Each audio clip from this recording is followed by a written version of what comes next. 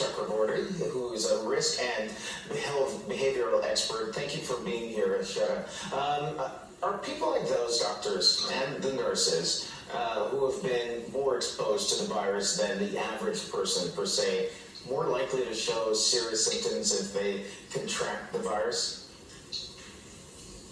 Well, we know that those on the front lines definitely are at higher risk of exposure, so it's important to take that moment and pause and think about why we keep saying that they deserve those N95 masks and not to afford them for the general public who don't have that same sort of exposure. But the real takeaway from this is we are talking about symptoms and recovery.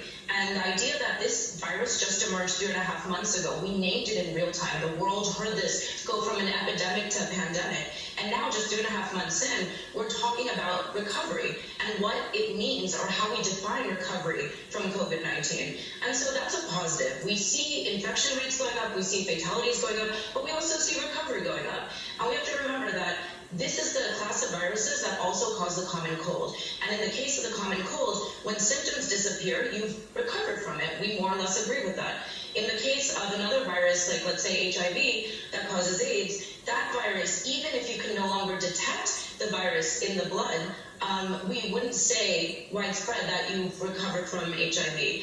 And so we are in flux right now in terms of defining what it means to recover from COVID-19. And is it symptoms, is it testing, is it some combination of both? That is actively what is being determined now.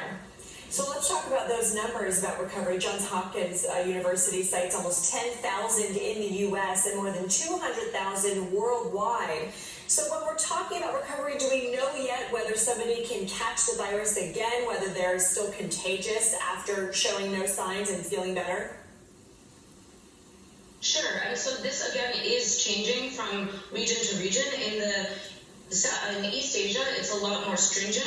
So even those who test negative for the virus, they are required to self-isolate for 2 weeks just to be on the safe side. And there's a chance that the virus itself might still, even though antibodies have shown up and the lab tests are coming up as negative, there's a chance that some amount of the virus can still stay within the respiratory system for some amount of time. For that reason, in over caution, Southeast Asia governments are requiring their populations to still self-isolate for 2 weeks. And that's with testing. Now in the United States, where we don't have that same amount of testing, those that don't show symptoms for 72 hours can then, that's the requirement for them to say that they've been recovered.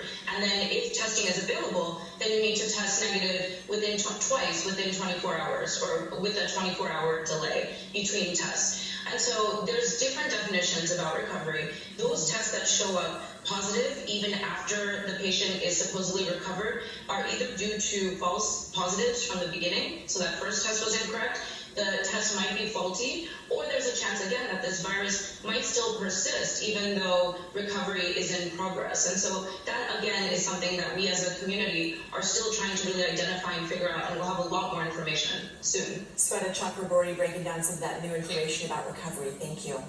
Fear, factor, and